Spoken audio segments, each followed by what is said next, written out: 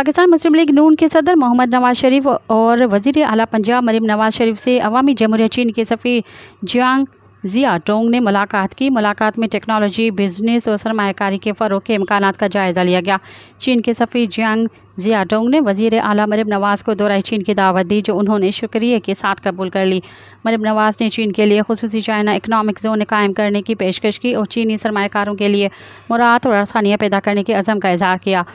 वज़ीर आला पंजाब ने कहा कि चीन के साथ मिलकर मुआशी मोअज़्ज़े बर्पा कर सकते हैं। पंजाब में चीनी दोस्तों का खैर मकदम करने के लिए हम वक्त तैयार हैं।